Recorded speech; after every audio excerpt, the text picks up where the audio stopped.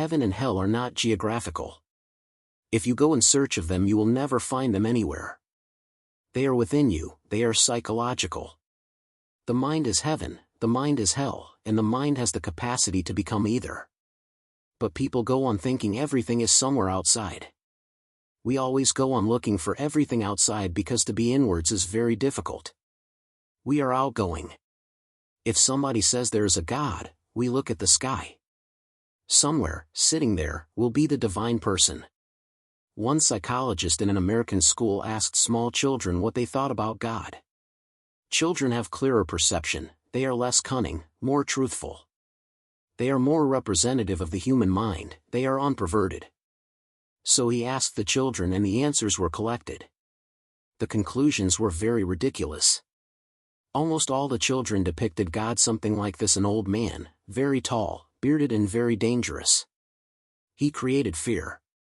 If you didn't follow him, he would throw you into hell. If you prayed and followed him, he would give you paradise and all the pleasures. He was sitting on a throne in the sky watching everybody. You couldn't escape him, even in your bathroom he was looking.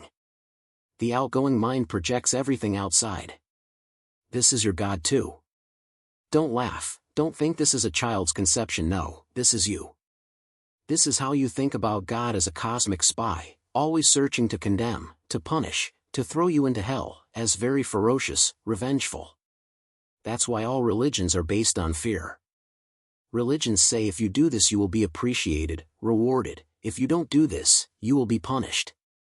The base seems to be fear. God just seems to be a very powerful emperor sitting on a throne in heaven. The whole concept is foolish but human, the human mind is foolish.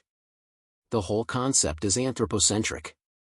In the Bible it is said God created man in his own image.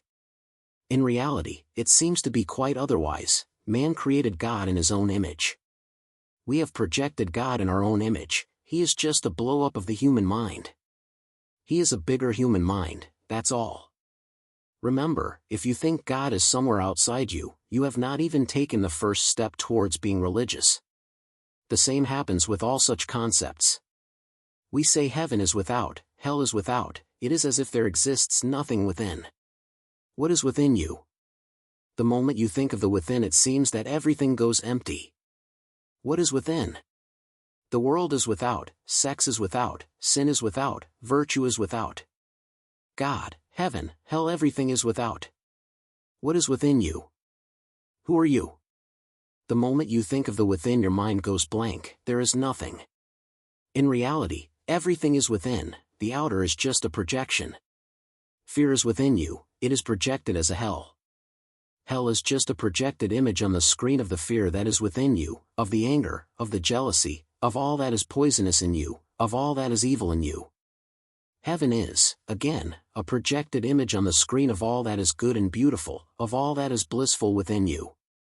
The devil is the fallen human being, God is the risen human being. God is the ultimate possibility of your beatitude, the devil is your ultimate fall. There is nobody like the devil existing somewhere. You will never meet him unless you become him. And you will never encounter God unless you become God. In the East, religions transcended this anthropocentric attitude very long ago, in the past. Eastern religions are non-anthropocentric. They say you cannot encounter God, you can become God. They say when you reach to the ultimate point of existence, there will be no God to receive you and welcome you. Only you will be there in your godliness. So this can be said, and I go on insisting, there exists no God. Existence is divine. There exists no one like a person, a superperson, no one. God is non-existential, godliness is existential. The moment I say godliness, it becomes something inward. The moment you say God, you have projected it. This story is beautiful. The Zen master Hakuin is one of the rare flowerings. A warrior came to him, a samurai, a great soldier, and he asked, is there any hell, is there any heaven? If there is hell and heaven, where are the gates? Where do I enter from? How can I avoid hell and choose heaven? He was a simple warrior. Warriors are always simple. It is difficult to find a businessman who is simple. A businessman is always cunning, clever, otherwise he cannot be a businessman. A warrior is always simple, otherwise he cannot be a warrior. A warrior knows only two things, life and death, nothing much. His life is always at stake, he is always gambling, he is a simple man. That's why businessmen could not create a single Mahavir, a single Buddha. Even Brahmins could not create a Ram, a Buddha, a Mahavir. Brahmins are also cunning in a different way. They are also businessmen of a different world, of the other. They deal in business not of this world, but of the other world. Their priesthood is a business, their religion is mathematics, arithmetic. They are also clever, more clever than businessmen. The businessman is limited to his world, their cunningness goes beyond. They always think of the other world, of the rewards they are going to get there. Their rituals, their whole mind is concerned with how to achieve more pleasures in the other world. They are concerned with pleasure, they are businessmen. Even Brahmins could not create a Buddha. This is strange. All the 24 Jaina Tirthankaras were Kshatriyas, warriors. Buddha was a warrior, Rama and Krishna were warriors. They were simple people, with no cunning in their minds, with no arithmetic. They knew only two things, life and death. This simple warrior came to Hakuin to ask where is heaven and where is hell. He had not come to learn any doctrine. He wanted to know where the gate was so he could avoid hell and enter heaven. And Hakuin replied in a way only a warrior could understand. If a Brahmin had been there, scriptures would have been needed, he would have quoted the Vedas, the Upanishads, the Bible, the Quran, then a Brahmin would have understood. All that exists for a Brahmin is in the scriptures, scriptures are the world. A Brahmin lives in the word, in the verbal. If a businessman had been there, he would not have understood the answer, the response Hakuin gave, the way he acted with this warrior. A businessman always asks, what is the price of your heaven? What is the cost? How can I attain it? What should I do? How virtuous should I be? What are the coins? What should I do so heaven can be attained? He always asks for the price. I have heard one beautiful story. It happened in the beginning when God created the world. God came to earth to ask different races about the 10 Commandments, the 10 rules of life. The Jews have given so much significance to those 10 rules, Christians also, Mohammedans also. All these religions are Jewish, the source is the Jew, and the Jew is the perfect businessman. So God came to ask, he came to the Hindus and asked, would you like to have 10 commandments? The Hindus said, what is the first? We must have a sample. We don't know what these 10 commandments are. God said, thou shalt not kill.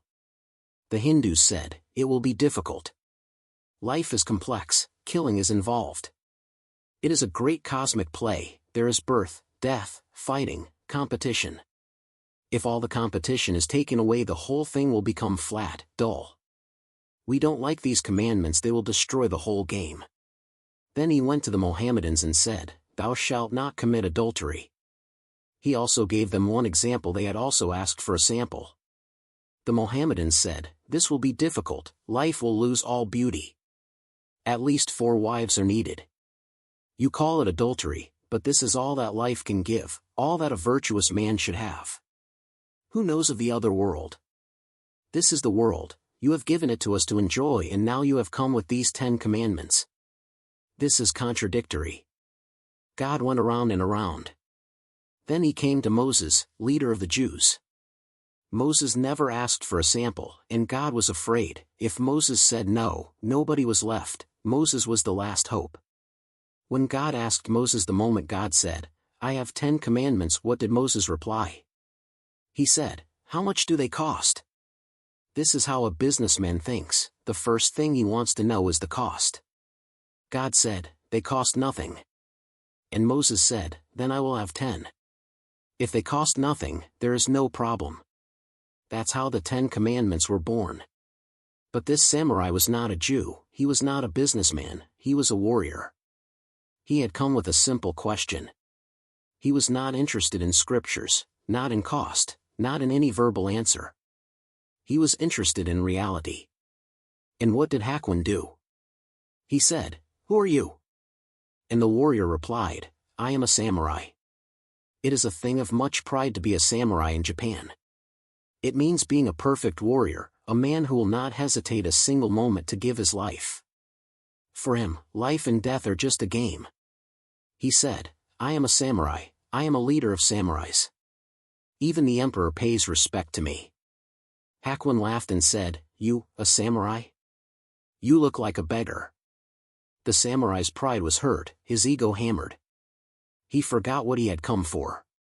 He took out his sword and was just about to kill Hakuin. He forgot that he had come to this master to ask where is the gate of heaven, to ask where is the gate of hell. Then Hakuin laughed and said, This is the gate of hell. With this sword, this anger, this ego, here opens the gate. This is what a warrior can understand. Immediately he understood, this is the gate.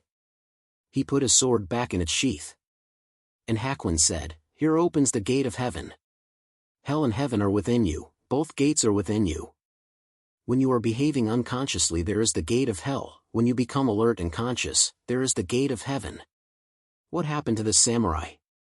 When he was just about to kill Hakuin, was he conscious?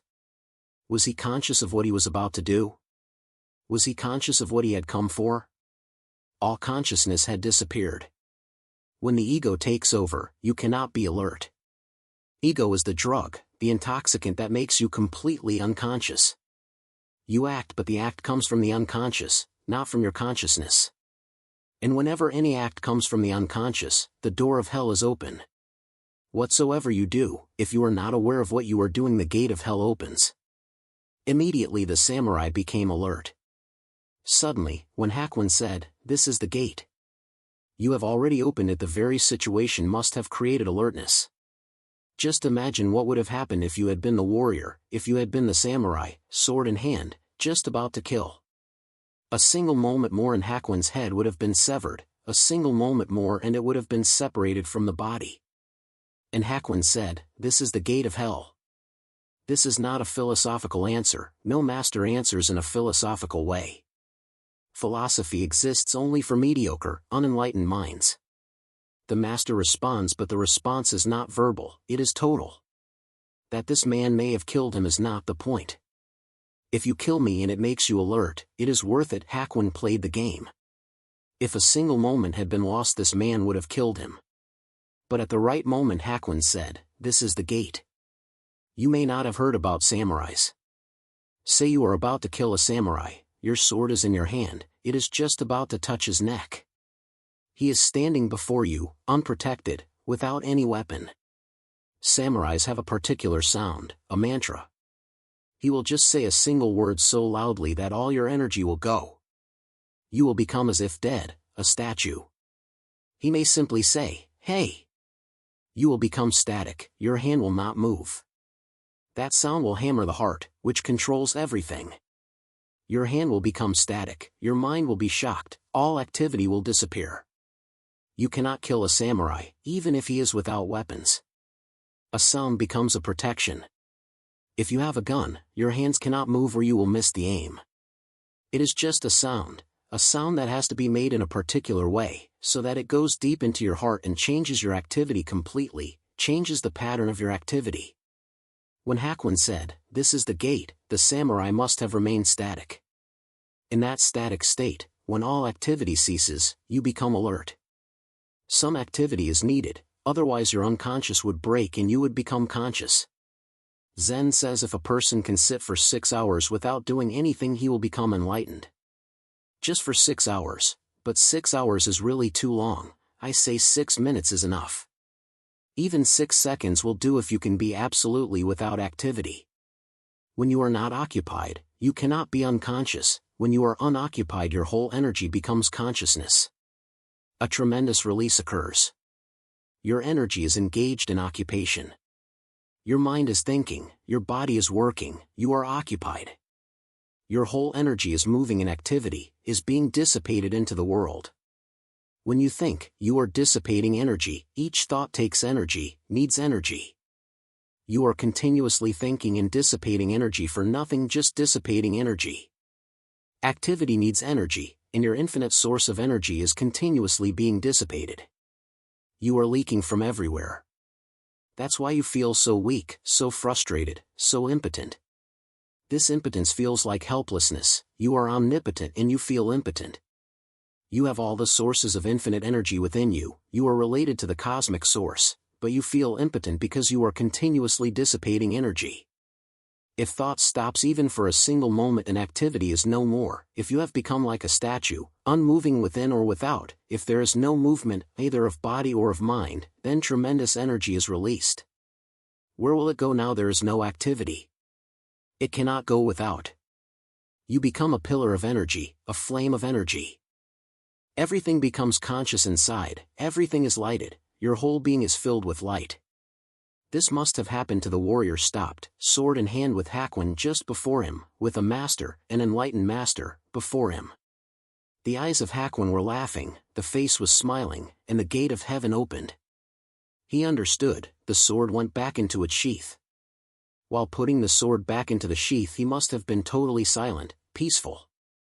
The anger had disappeared, the energy moving in anger had become silence. If you suddenly awake in the middle of anger, you will feel a peace you have never felt before. Energy was moving and suddenly it stops. You will have silence, immediate silence. You will fall into your inner being and the fall will be so sudden, you will become aware. It is not a slow fall, it is so sudden that you cannot remain unaware. You can remain unaware only with routine things, with gradual things, you move so slowly you can't feel movement. This was sudden movement from activity to no activity, from thought to no thought, from mind to no mind. As the sword was going back into its sheath, the warrior realized. And Hakuin said, "Here open the doors of heaven. Silence is the door. Inner peace is the door. Non-violence is the door. Love and compassion are the doors. Heaven and hell are not geographical, they are psychological, they are your psychology. And this is not a question to be decided on the day of judgment.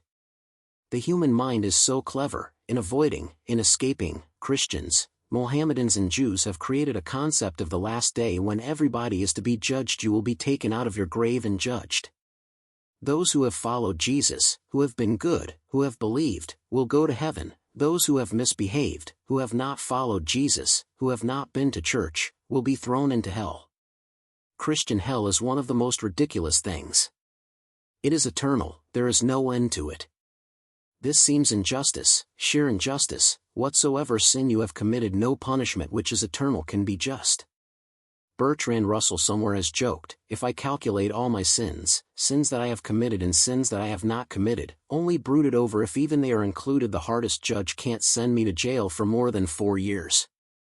And Christianity sends you to hell forever. Bertrand Russell has written a book, Why I Am Not a Christian. This is one of his arguments. It is a beautiful argument because the whole thing seems to be ridiculous. If, as Hindus say, you have committed millions of sins and millions of lives, it may look logical to send a person to hell for eternity. But Christians believe in only one life, a life of 70 years. How can you commit so much sin that you deserve eternal hell? If you commit sin continuously for 70 years, even then eternal hell doesn't look just. The whole thing seems to be revengeful, so God is throwing you into hell because of your sins, because you were disobedient, because you were rebellious, because you didn't listen to Him. It seems to be revenge, but revenge can be unjust. Is it punishment? It seems ridiculous.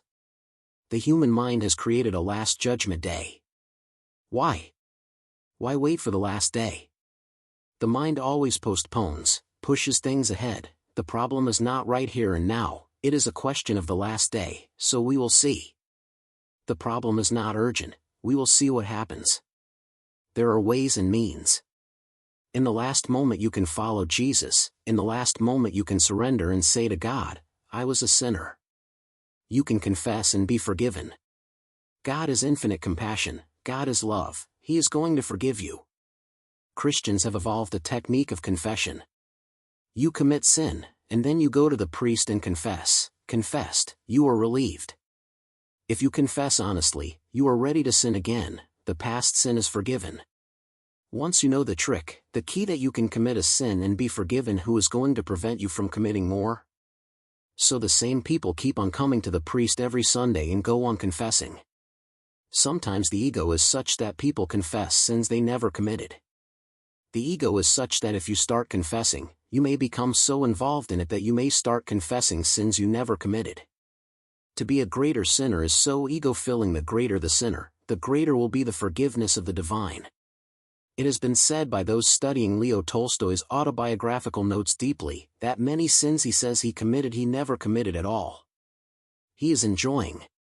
Jean-Jacques Rousseau has written Confessions, his autobiography, the sins he confesses, he never committed. The same is possible with Mahatma Gandhi. In his autobiography, the things he depicts himself as committing may be exaggerations. This is how the ego works. Whatever you say you take to the extreme, then there is the beautiful feeling that you have confessed.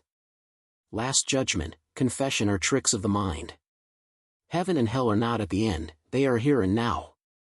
Every moment the door opens, every moment you go on wavering between heaven and hell. It is a moment-to-moment question, it is urgent. In a single moment you can move from hell to heaven, from heaven to hell. This is the meaning of the story. Not even a single moment had passed and Hakuin said, "This is the gate of hell." Now the gate of hell opens. And not a single moment had passed and he said, "Look, this is the gate of heaven." Heaven and hell are not very distant, they are neighbors, only a small fence divides them. You can jump that fence, even without a gate. You go on jumping from this to that. In the morning you may be in heaven, by evening you are in hell. This moment heaven, that moment hell. It is just an attitude, just the state of your mind, just how you are feeling. Many times, in a single life, you may visit hell, and many times you may visit heaven. In a single day also. There is a beautiful story of a disciple of Mahavira. He was a great king, he renounced and became a disciple of Mahavira. He was very ascetic, austere, and did whatever Mahavira said to the very extreme. His name spread all over the country. It was Prasanachandra. Even kings started coming to pay homage to him. One king, Bimbisar, who had been a friend of Prasanachandra when he was also a king, came to the cave where he was standing naked under the sun, with his eyes closed. Bimbisar bowed down before Prasanachandra and thought, "When will the time come when I will also become so peaceful, so silent, blissful? This man has achieved." Then he went to Mahavira, Prasanachandra's master. He was near, somewhere in the same forest. He said to Mahavira, "Bhagwan, just before coming to you I went to Prasanachandra. He was standing with his eyes closed, so blissful, so heavenly. He has achieved. When will the moment come for me? I am not so fortunate. I feel jealous. I have another question. If Prasanachandra had died that very moment when I was there, paying my respects to him, where would he reach? Which heaven would he attain? Jainas say there are 7 heavens and 7 hells. Mahavira said, he will fall to the 7th hell. Bimbisar couldn't understand, he was puzzled and confused. He said, "What are you saying, the 7th hell?" Prasanachandra was standing so silently, so peacefully, so meditatively, he was in such ecstasy. "If he falls to the 7th hell, what will happen to me? Are there more hells beyond the 7th? No, you must be joking, tell me the truth." Mahavira said, "This is the truth. Just before you a few people had passed by, they also went to pay homage to Prasanachandra. They started gossiping around him, he heard, and the doors of hell opened. Those people were coming from his capital where he had been king. They said, 'This fool has renounced all. The prime minister, to whom he has given the whole responsibility for running the kingdom, is a thief. He is looting, he is destroying. When Prasanachandra's son comes of age, when he comes to be king, there will be nothing left. And this fool is standing here with his eyes closed.'" Prasanachandra heard this. Suddenly the door of hell opened. He forgot. He was also a samurai, a warrior, a kshatriya. He completely forgot that he had renounced, he forgot that there was no sword, he completely forgot that he was now a monk. The samurai who had gone to Hakuin had a sword. Prasanachandra had none, he was standing naked. He pulled out his sword. The sword was not there, it was just an illusion, and completely forgot that he was a sannyasin. The whole thing was so burdensome, so much anxiety was created by the news, that he pulled his sword out of the sheath and said, "I am alive. What does that prime minister think? I will go and cut off his head. I am still here.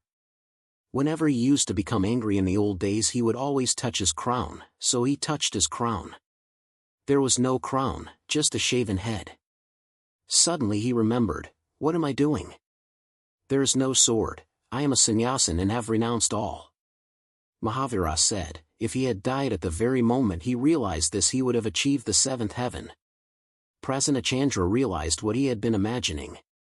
Just through imagination the door of hell was opened, now it had closed. If he had died at this moment, he would have achieved the seventh heaven.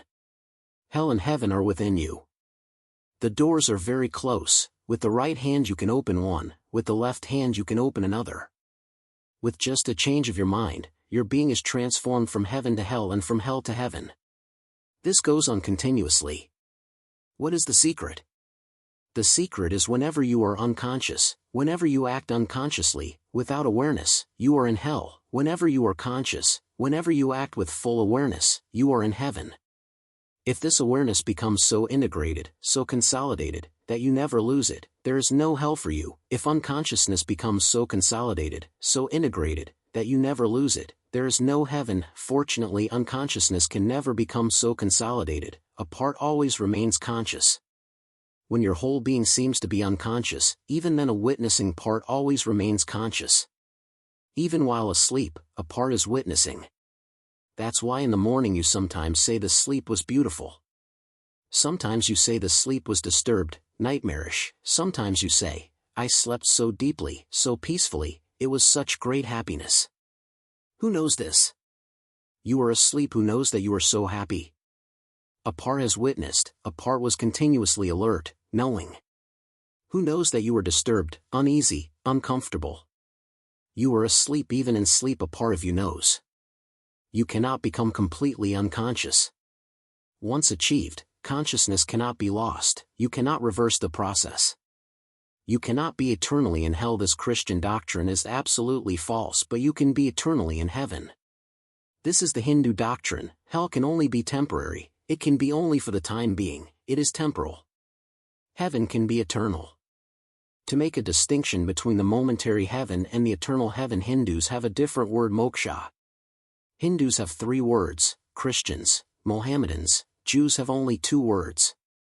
Heaven and hell are the 2 words for Mohammedans, Christians and Jews.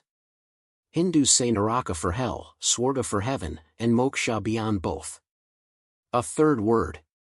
Hindus say heaven is not worth achieving, it can be lost. When the state of heaven becomes permanent, when it cannot be lost, it is moksha, it is absolute freedom. Then bliss has become your nature, then heaven and hell have disappeared. Then wherever you are, it will make no difference. This 3rd state is the aim. But you cannot reach the 3rd if you are flickering, if you are wavering between heaven and hell, then nothing can be consolidated, integrated. Then you live in a flux, there is no crystallization, your being is liquid. Sometimes it moves to heaven, sometimes, to hell. Crystallization means you become more and more conscious, you become more and more centered, more and more grounded. Less asleep, you become more aware, and a moment comes even when you are asleep, you are conscious. Ananda used to sleep with Buddha in his room. A Buddha is worth watching, even in his sleep, so Ananda used to watch sometimes. A Buddha asleep is such a beautiful phenomenon, he looks like a small child, innocent, with no burden of the day. You dream only because you carry a burden, only because the day is incomplete. You have left many things incomplete, they have to be completed in the dream. You looked at a woman, you desired her, but it was not possible. Society, the law, the state, morality, your own conscience, diverted your attention. You escape from the woman, but she will follow you in the dream, the act has to be completed. You must make love to this woman, if not in reality then in the dream, only then will you feel at ease. The incomplete act becomes a burden. A Buddha sleeps dreamlessly because nothing is incomplete. There is no desire, no passion. Nothing arises and nothing remains, things pass as if in front of a mirror. A woman passes and Buddha looks but no passion arises. The woman has passed, the mirror is vacant again, there is no trace, no mark of it. He is dreamless. Even a child is not dreamless, even a child has desires. Maybe the desire is not for a woman, it may be for a new toy or for something else, but even a child dreams. Even a cat, a dog dreams. Look at a cat and you will feel it is dreaming of rats. It is jumping, catching, it is sometimes frustrated and sometimes very happy if the rat is caught. Look at a dog sleeping. You can feel it is dreaming about flies, about bones, about fighting. Sometimes it is tense, sometimes relaxed. The sleep is disturbed. To look at a Buddha while he is asleep is very beautiful, so Ananda used to watch. Buddha would go to sleep, and Ananda would sit and look at him. He was such a silent pool of being. Nothing was incomplete, everything, every moment was complete and perfect.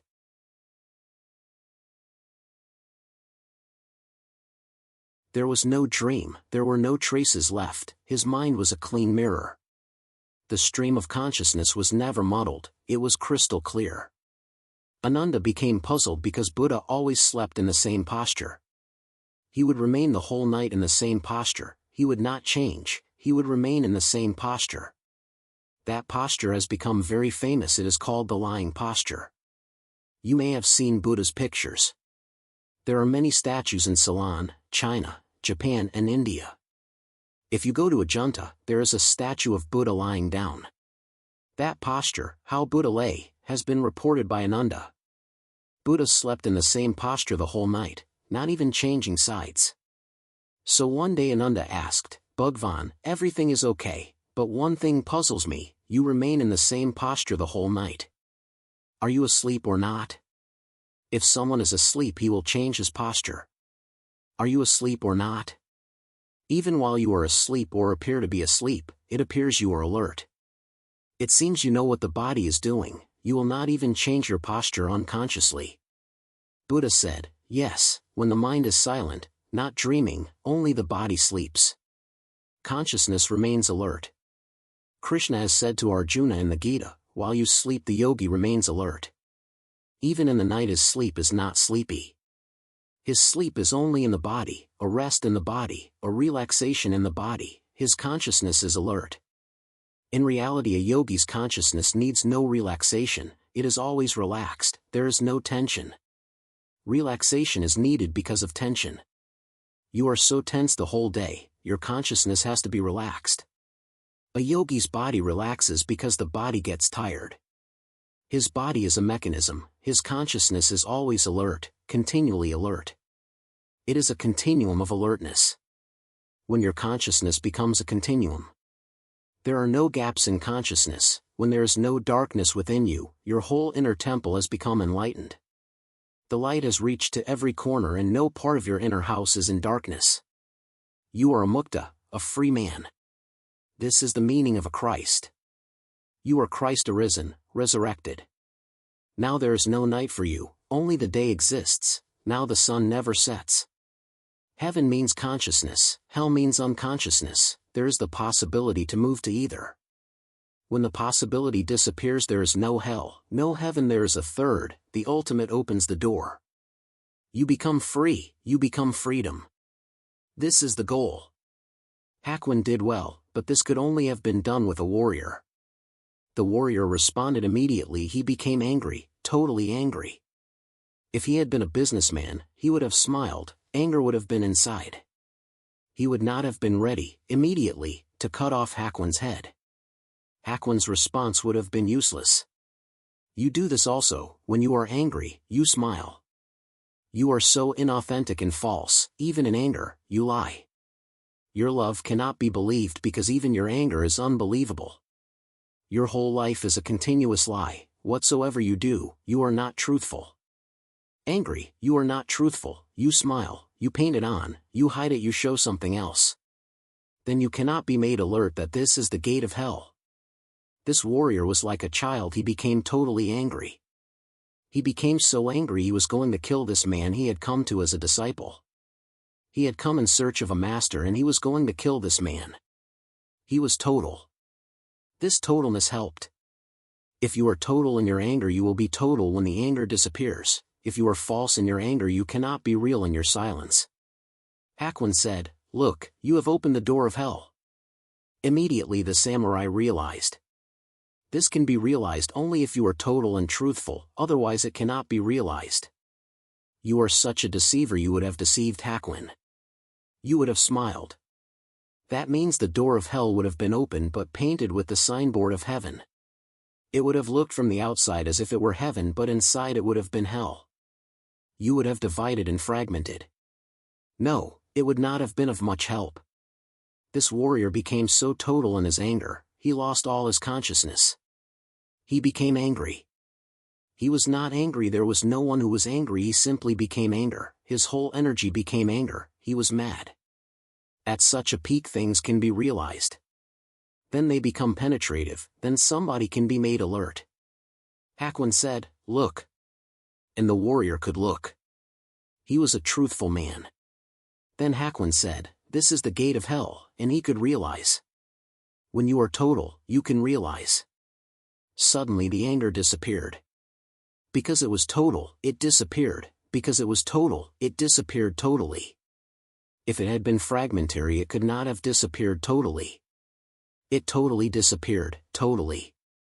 A deep silence was left behind. This is what I have been telling you continuously: be total, be authentic, be true. If you are a sinner, be a true sinner. Don't try to create a facade of being a saint. A true sinner is bound to become a true saint, sooner or later. Time is irrelevant. A true sinner is true, that is the point. Sin is not the point. I have heard, a peddler was caught and brought to court. He was peddling without a license. He was a new man in town but knew that a license was needed. There were a few other persons standing before the magistrate. 3 women had also been caught. They were prostitutes without licenses. This is really a wonderful world. Governments even issue licenses for prostitution.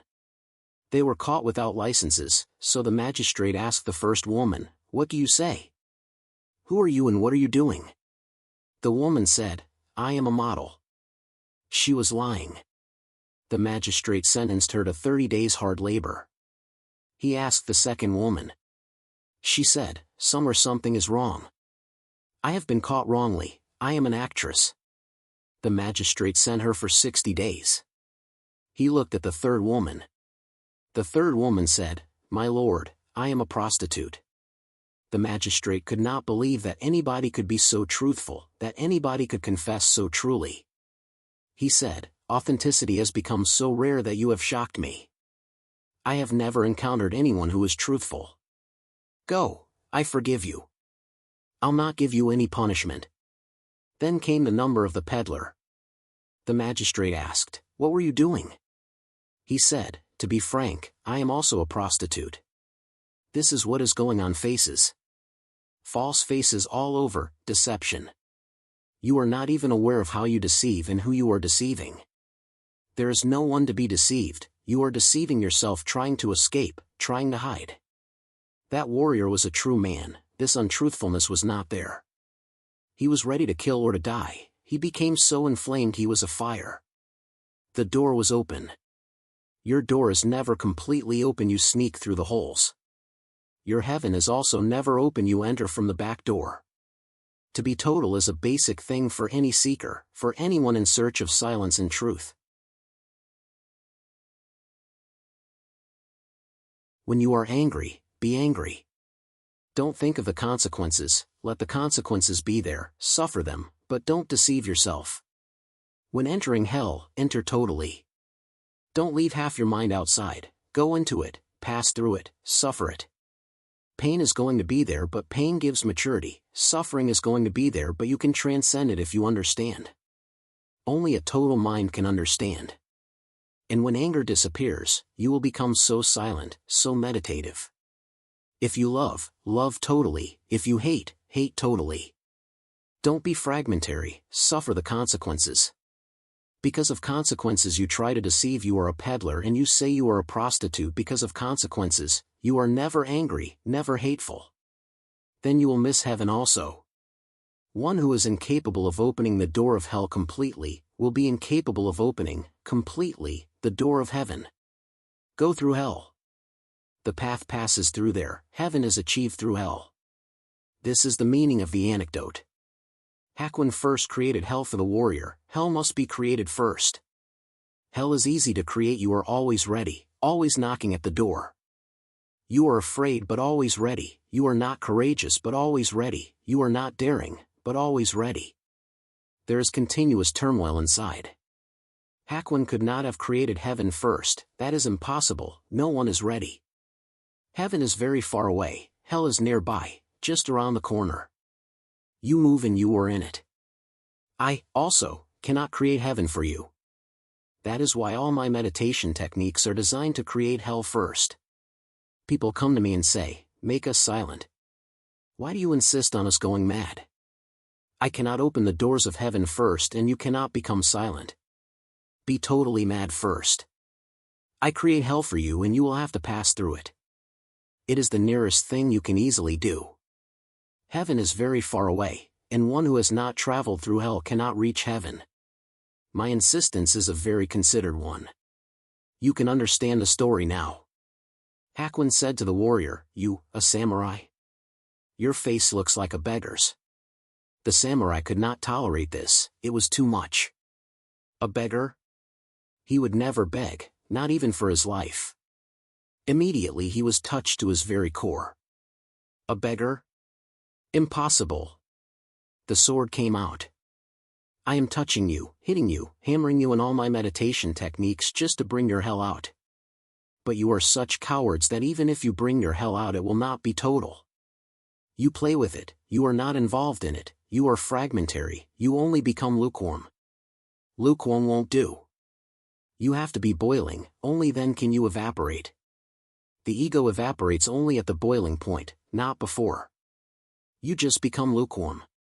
It is of no use, it is an unnecessary waste of heat. Again, you will become cold. After meditation you will become cold, cold to the extreme. In your catharsis open the door of hell. I promise you, if you can open it I will open the other door immediately. It is always open. Once you open the door of hell, it is near. To say this much is enough. Look, this is the gate of hell.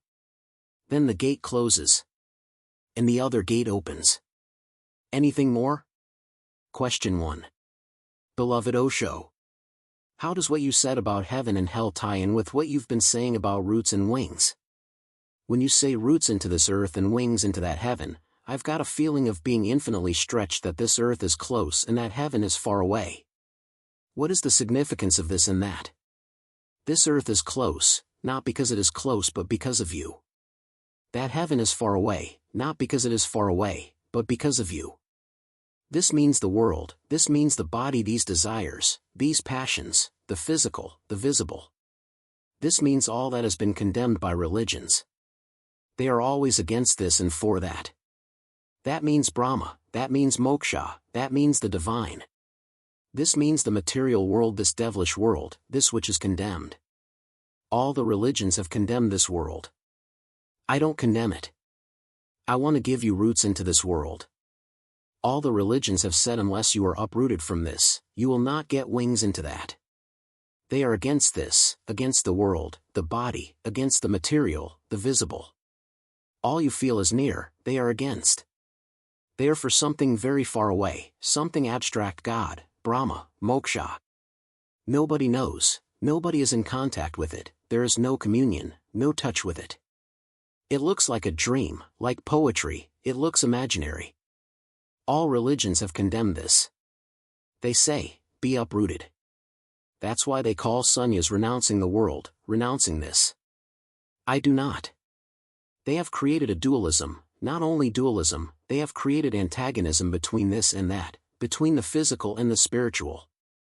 To me, roots into this will help to give you wings into that. I don't create any antagonism where there is none. Antagonism comes from a mind in conflict, from a mind in duality. Out of conflict, dual theories are created, conflicting theories. I am not dual, I create no conflict. I see that not against this but as a flowering of this. I see wings not against roots but as a flowering of the roots. Trees have wings into the sky, their branches are their wings. They have roots into the earth and branches into the sky.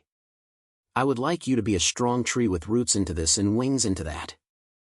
My God is not against the world. My God is in the world. My God is the world. This earth is not against that heaven, they are two polarities of the same phenomenon. This appears near you because your mind is not yet in a state to see the invisible. Your mind is so disturbed, so coarse, that you can see only the visible, the rough, the subtle escapes you. If your mind becomes silent, thoughtless, the subtle will become visible. God is not invisible, He is visible everywhere. But your mind is not yet tuned to the subtle, to the invisible. The invisible can be seen. The word means that which cannot be seen, but no, the invisible can be seen, only you need more subtle, more refined eyes. A blind man cannot see, he cannot see that which is visible to you, but his eyes can be cured and then he can see the sunlight, colors, rainbows. All that was invisible before has not become visible. God is not invisible. You don't have the right eyes, that's all, you are not a tuned being for which the subtle opens its doors. This and that, for me, are not divided, this reaches into that, that comes into this. For you, that means the far away, not for me. For me, this is that, and someday it will be the case for you also, this will be that. This world is God. The visible hides the invisible. That's why my sannyas is not a renunciation. My sannyas is not against anything, it is for the totality, for the whole.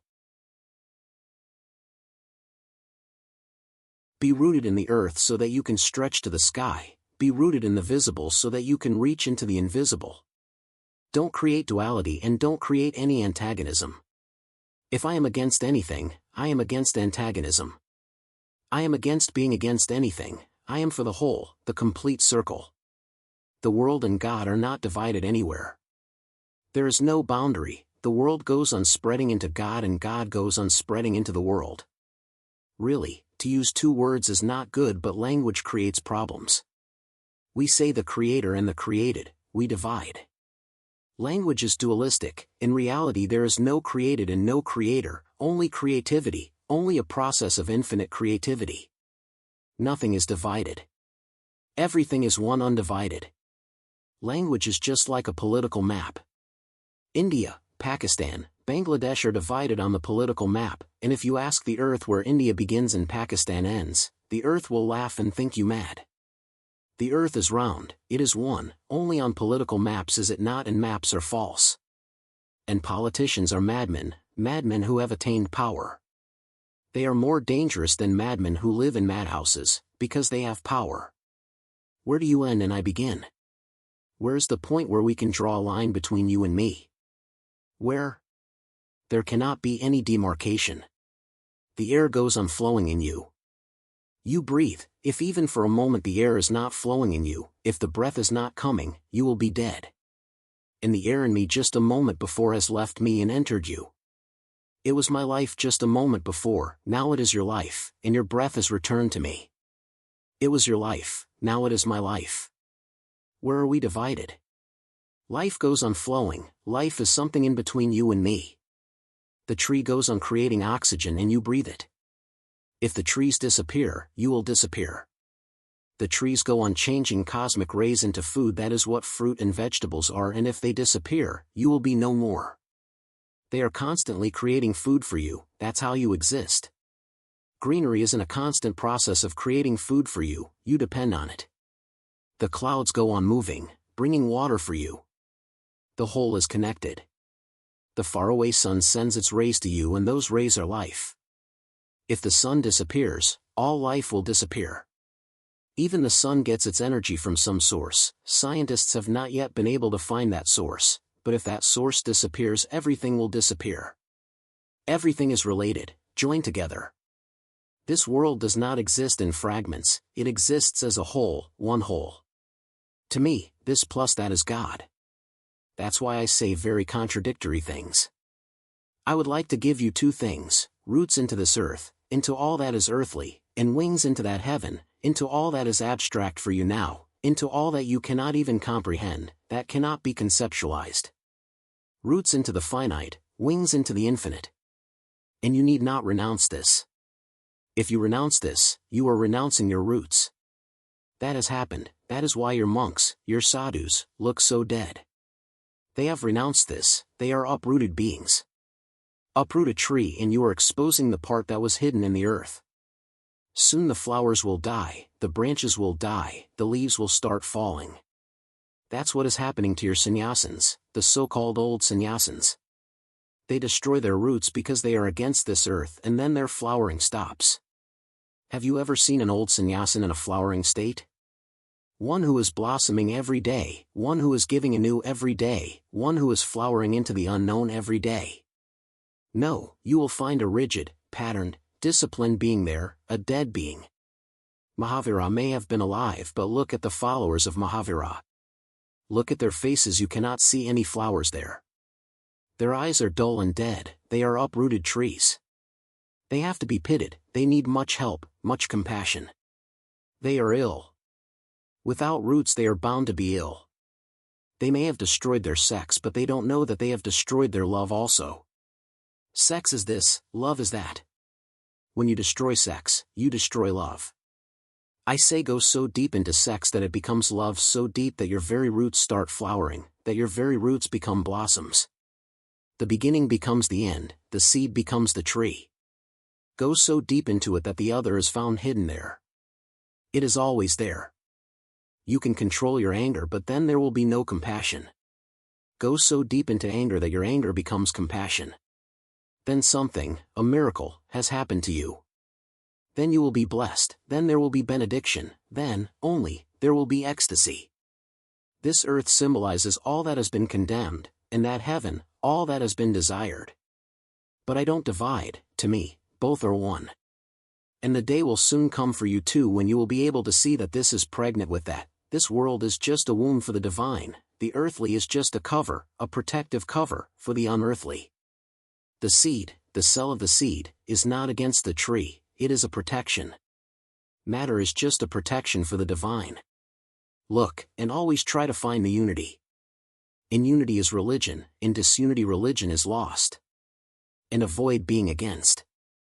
If you are against, you will become rigid, hard, and the harder you become the more dead you will be. I have heard that it once happened that a gang of robbers, by mistake, entered a monastery. They thought this house belonged to some rich man. The monastery had a look of richness, so they entered. But the monks gave them such a hard fight they were happy when they succeeded in escaping. When they met again outside the town, one of the robbers philosophized, "Not bad, we have 100 rupees among us." The leader said, "You fools! I have always told you to avoid monks. We had 500 rupees when we entered the monastery. I also say to you, avoid monks. If you enter the monastery with 500 flowers, you will have only 100 when you come out. They are enemies, enemies of this, and I say those who are enemies of this are bound to be enemies of that whether they know it or not. Love this and love it so deeply that your love transcends this and reaches that. That's what I mean, roots into this earth, and wings into that heaven.